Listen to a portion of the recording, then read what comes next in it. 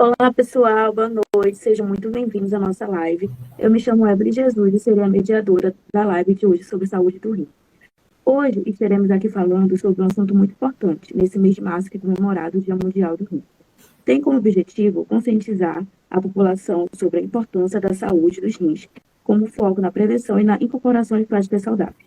Por conta disso, o Telesaúde UFAM trouxe uma convidada super especial para conversar sobre essa temática conosco.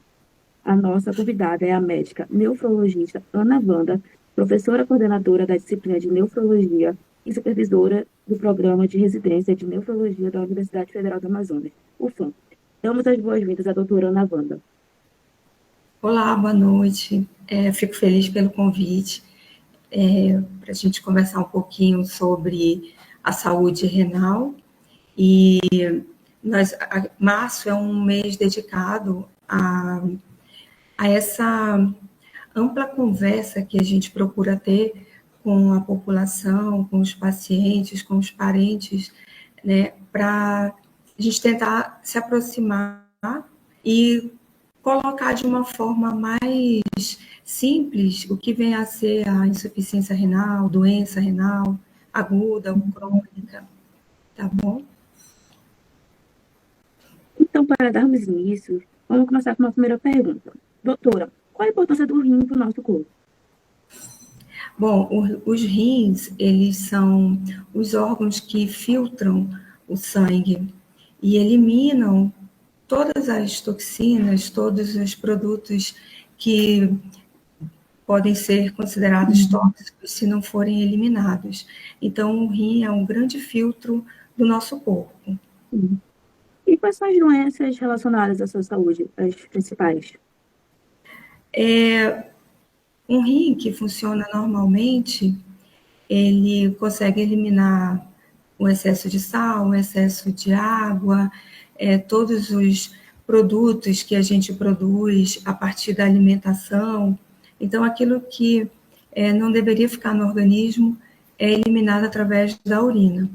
Algumas doenças, como o diabetes e a hipertensão, são as principais causas de doença renal, né? Então, uma pressão não controlada, o diabetes não controlado, após 5, 10, 15 anos, eles vão danificando o rim, e aí o paciente, né, vai começar a apresentar o que a gente chama de doença renal, insuficiência renal. Sim. Em relação à sua experiência nos hospitais de Manaus, tem muitos casos aqui dessas doenças? Então, a doença renal, insuficiência renal, ela é extremamente comum. Acredita-se, os dados, que mais ou menos 10% da população, ela tem algum grau de dano à saúde dos rins, então é uma doença extremamente comum, ela não é rara, e é muito difícil até a gente encontrar uma pessoa que não tenha na sua família alguém, por exemplo, que tenha tido algum problema renal, ou que seja hipertenso, diabético, que tenha tido pedra nos rins. E nessas famílias também é muito comum a gente conversar e saber que algumas pessoas, inclusive, já fizeram ou fazem hemodiálise. Então, é bem comum, não é uma doença rara, é bastante frequente. Ok. Para darmos seguimento à nossa conversa, quais são os sintomas ou sinais que precisamos ficar atentos? Inicialmente, é uma doença silenciosa, isso passa até despercebido. Então, a gente tem que prevenir, evitar o dano renal como? Controlando a pressão, controlando o diabetes. Se tiver alguma pedra nos rins, ela precisa ser, né, receber um tratamento para ser eliminada, evitar a formação de pedras, por exemplo, né, uma característica muito comum de quem forma pedra são aquelas pessoas que bebem pouca água, por exemplo, que comem muito sal, que comem muitos alimentos industrializados. Então, uma forma da gente prevenir seria cuidando, né, a gente vai ficar sempre, né, falando a mesma coisa, tá? Porque de tão comum que é. Pressão alta, diabetes, litíase renal, é muito comum. E tem outras situações que a gente fala que são as glomerulopatias, né? Que são aqueles pacientes que a gente fala que tem síndrome nefrítica e síndrome nefrótica. Isso também é bastante frequente no nosso dia a dia. A gente encontra muito aqueles pacientes que apresentam, às vezes, faz um exame de urina, um exame de rotina, ou por acaso resolve fazer um exame e às vezes aparece proteína na urina, sangue na urina, então isso nunca é normal, precisa ser investigado, né? Não é para deixar para lá. Se aparece proteína, se aparece hemácias, se aparece muito, tipo uma infecção urinária que você trata e não resolve, trata e não resolve, tem alguma coisa estranha aí. Então, no início, tem pouco sintoma. O sintoma mais que o paciente vai apresentar é o sintoma relacionado à pressão que está alta, às vezes é dor de cabeça, mal-estar, o paciente queixa que está tonto, a glicose também, né, glicose elevada, o paciente sente muita sede, urina muito. Então, são queixas, né, os sinais são indiretos. Até que, passado muitos tempos, muitos anos, aí os sintomas especificamente que vão lembrar que o rim está sendo acometido por uma dessas doenças, aí começa o paciente ficar inchado, ou o paciente às vezes ter soluço, né? Quantas vezes a gente pega um paciente que tem aquele soluço que não resolve, náuseas, aquele paciente que é enjoado, que come e fica com vontade de vomitar, alteração do sono, irritabilidade. Então, são sintomas que não são específicos, isso pode acontecer em outras situações, mas às vezes o paciente acha que está com uma parasitose intestinal, porque fica enjoado, porque come, não se sente bem. Então, seria importante avaliar, às vezes, a pressão que estava até controlada e ela começa a descontrolar. Então, isso é um sinal indireto de que o rim não está funcionando muito bem. Então, num primeiro momento, a pressão alta danifica o rim, e o rim danificado piora a pressão. Então, fica meio que um ciclo. Então, isso assim, de uma forma bem objetiva, no início passa despercebido os sinais e sintomas, e numa fase já avançada, que a gente chama de uremia, que é essas manifestações onde o paciente tem náuseas, vômitos, soluços, edema, piora da pressão, mal-estar, irritabilidade, pode até chegar a convulsionar, por exemplo, né? Porque essas toxinas que deveriam ser eliminadas, elas, de tão tóxicas, elas causam dano ao corpo, chegando a, por exemplo, ter o que a gente chama de crise convulsiva. Sim. E, doutora, quais são as principais doenças renais e como podemos detectá-las? Então, as principais causas de doença renal no Brasil e no mundo: pressão alta, diabetes, glomerulopatias, que são esses pacientes que têm esses quadros de inchaço, muitas vezes começa na infância, é aquele inchaço que vai e volta, que não melhora. Tem uma outra situação que é bastante comum, que a gente fala que é a doença renal policística, tem uma característica familiar, então, geralmente são várias pessoas da família que o rim fica cheio de cistos, né? Não estou falando daquele cisto encontrado, assim, numa ultrassom, um cisto. Não, é uma doença onde os rins, né, os dois rins, eles ficam cheios de cistos, cistos grandes e de vários tamanhos. Então, isso acaba por evoluir e perder a função renal. A gente também não pode esquecer da pedra nos rins, é muito comum. No paciente idoso, a gente tem que lembrar que a próstata, ela aumentada, ela pode causar depois um prejuízo à eliminação da urina, né, por esse aumento da próstata. Então, são as principais causas assim que a gente vê no dia a dia de pronto-socorro, de ambulatório, de consultório. Realmente, a infecção urinária, que a gente é muito comum a gente encontrar aquela infecção de urina que não se resolve, que toma remédio, não melhora, aí toma remédio, não melhora, tem que ver o que está acontecendo, porque tem alguma coisa errada, perpetuando essa infecção, e aí a gente precisa intervir. É, o que leva essas pessoas a terem problema no rim? Quais as principais formas de prevenção?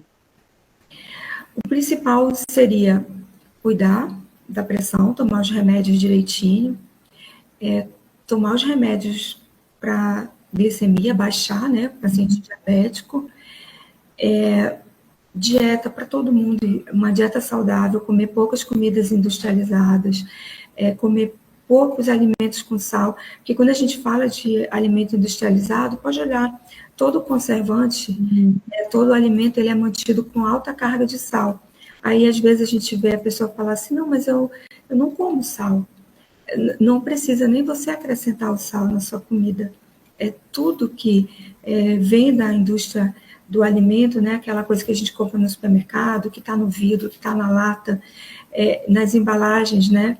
Esses salgadinhos, enfim, tudo tem muito sal. Então, uma dieta com pouco sal é importante, beber muita água, urinar muito, então, se você bebe bastante água e você elimina essa água, né, quanto eu até dou uma dica que é assim, beba água até sua urina ficar clarinha. Se a urina estiver escura, é porque você está com pouca água no corpo, então você precisa ingerir bastante água e manter uma urina o mais claro possível. Uhum. Praticar exercício também, né, não fumar, né, o tabagismo, ele danifica o rim, ele danifica os vasos do corpo, e o rim é um órgão muito vascularizado, então o tabagismo, os estudos bastante evidência bastante clara, né, de que o tabagismo ele é prejuízo para o coração, para o sistema nervoso, para o rim. Então, e a prática de exercício físico, ela te mantém num peso corporal adequado, ativa a circulação, deixa você com uma melhor filtração glomerular, né, uma melhor função renal. Então, são coisas assim simples, mas que fazem muita diferença. Então, a vida moderna, ela vem nos adoecendo. Então, o ideal é a gente manter aquelas orientações que pai, mãe, avós, as tias sempre falaram, né? Não fumar, praticar exercício, manter um peso corporal adequado, ter uma alimentação adequada. Isso nunca é demais e elas estavam certas, né? Então, os nossos pais, parentes, amigos, tias, avós, eles estavam certos. Sim. Muito obrigada pela explicação, doutora. Sem dúvidas, nossos participantes aprenderam bastante. E agora vamos para o nosso último bloco, que trazemos perguntas dos nossos participantes. Vamos lá. Perguntar quais as complicações que podem ser associadas. Então, quando ocorre uma lesão renal, um prejuízo à função renal, como eu falei no início, a pressão ela fica descontrolada. O paciente fica mais edemaciado, inchado, ele retém líquido. E isso, então, pressão que não controla. E o excesso de líquido, ele vai piorar a função cardíaca. Então, aí o paciente ele não vai ter só agora um problema renal, ele vai também ter um problema cardíaco. Então, é muito comum a gente ouvir falar, ele tem problema de coração e ele também tem problema de rim. É exatamente por isso. A pressão que passa a não ficar controlada aumenta o risco, né, do que a gente chama de AVC, de um derrame cerebral.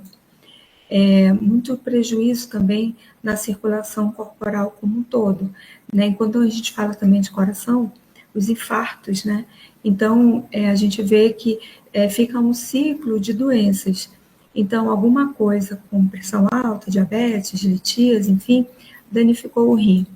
Por outro lado, o rim danificado, ele vai devolver para o corpo uma situação que vai piorar. Então, vai começar a reter mais sal e água, piorando mais ainda a pressão, vai aumentar o risco de infarto, de derrame, e a complicação que é o que a gente tem muito evidente nos pronto-socorros e nas clínicas, é o paciente que vai precisar fazer hemodiálise, diálise peritoneal ou transplantar o rim, porque vai chegar um momento onde o rim ele não tem mais uma função adequada E aí, então, a gente vai precisar de uma máquina, né, a máquina de hemodiálise ou a máquina de diálise peritoneal, para ajudar esse paciente a ter uma vida melhor, muito próxima de uma realidade adequada, né, para ele seguir a vida adiante, e também pode fazer o transplante renal, que aí ele não vai precisar mais fazer nem hemodiálise e nem diálise peritoneal, e ele vai começar a ter né, vai receber um rim de algum doador, pode ser um doador familiar, um doador falecido, e então ele vai seguir a vida normal com o rim que ele recebeu. Temos mais uma pergunta. Existem pessoas mais propensas a ter problemas? Sim, as pessoas cuja qualidade de vida, por exemplo, as pessoas que têm um excesso de peso, as pessoas que bebem, que fumam, que têm uma vida muito desregrada, por exemplo, elas estão em risco. As pessoas que são hipertensas, como eu falei no início, e as pessoas que são diabéticas, então elas têm o maior risco de ter um dano renal, justamente porque a pressão alta ela danifica os vasos renais e o excesso de açúcar também se deposita no rim, danificando o rim. Então, as pessoas que estão mais em risco seriam essas, e as pessoas que são os parentes diretos, vamos dizer. Por quê? Porque se geneticamente essas pessoas têm uma tendência de ser diabético, de ser hipertenso, de ter glomerulopatias, então seus parentes, a gente tem que ficar alerta. Isso é muito bem desenhado na doença renal policística, por exemplo, que a gente não trata só o paciente, a gente acompanha a família inteira, porque em algum momento os parentes podem vir manifestar a doença. Sim. A respeito do tratamento, como ele deve ser feito? Então, quando já é um paciente sabidamente com doença renal, por uma dessas causas que a gente comentou antes, então, no início, a gente vai tentar retardar a progressão dessa doença, né, desse dano renal. Então, de novo, controlando a pressão, controlando o diabetes, tratando a anemia, controlando potássio, sódio, né, o sal. Então, fazendo uma dieta bastante equilibrada, vendo em que momento a gente pode ofertar mais líquido ou menos líquido, porque numa fase muito avançada da doença renal, aí a ingesta de água vai ser até contraindicada, porque o paciente, por estar demasiado inchado, ele já não pode mais tomar tanta água. Então, no início, o que a gente mandava tomar muita água, vai chegar um momento que o paciente vai estar inchado e a gente não vai mais poder oferecer água, e ele também vai reduzindo a diurese, ele vai parando de urinar ao ponto, até chegar um momento que ele fica completamente anúrico, ou seja, ele não urina nada, e um pouco antes dessa fase dele ficar completamente sem urinar, ele já vai estar, inclusive, fazendo diálise ou terá transplantado, né? Então, assim, quando o paciente já está nesse momento dialítico que a gente fala, então ele vai fazer a diálise, né, que é aquela máquina que limpa o sangue do paciente, ou a diálise peritoneal, onde a gente usa a cavidade peritoneal, né, o abdômen do paciente, a gente lava o sangue do paciente utilizando a cavidade peritoneal. Parece assim, um pouco complicado, mas não é, bastante simples, é uma forma muito tranquila, tanto que é o próprio paciente que faz na casa, ele vai receber um tratamento, enfim, mas são as formas de tratamento, né, a diálise peritoneal, a hemodiálise e o transplante renal. Bom, chegamos ao fim da nossa live. Primeiramente, gostaria de agradecer, em nome do programa Telesaúde UFAM, a participação da nossa convidada, a doutora Ana Wanda. Com certeza, seus ensinamentos foram cruciais para a compreensão dessa temática. Então, agradecemos por ter aceitado o convite e sua disponibilidade. Agradeço também aos nossos ouvintes que participaram dessa live do início ao fim, fazendo as suas perguntas e interagindo com o convidado. Obrigada. Para encerrar esse momento, Opa, eu queria agradecer também e só deixar um lembrete, né? Esse mês de março nós dedicamos todo a esses cuidados, né? E a gente fala do rim o tempo inteiro no mês de março, não que não fale nos outros meses, mas é que março, ele realmente, o mundo está voltado para essa questão da saúde renal, e lembrar que são dois exames muito simples que a gente pode fazer, que é o exame de urina, e no sangue é dosar a creatinina. É um exame muito simples, não é caro, todos, né, tanto o exame de urina quanto esse de sangue, a creatinina, eles não são exames caros. E aí, assim, quando você vai ao médico, sempre pedir, porque todo mundo sempre pede assim, doutor, eu quero ver meu colesterol, quero ver minha glicose. Aí agora você pede assim, doutor, eu queria ver meu rim, por favor, coloca aí a creatinina, peça aí um exame de urina. São simples e baratos e dá para fazer na coleta de sangue que você colhe para fazer, para ver se está com anemia, para ver como está a glicose, colesterol, já vai ali também para ver a creatinina, tá bom? Agradecemos muito a sua participação. E antes de finalizar, gostaria de convidar todos vocês a acompanharem as redes sociais do Telesaúde UFAM, conhecer as nossas ações, campanhas e os programas das futuras lives. Assim, declaro encerrada a nossa live sobre a saúde do rim. Boa noite a todos.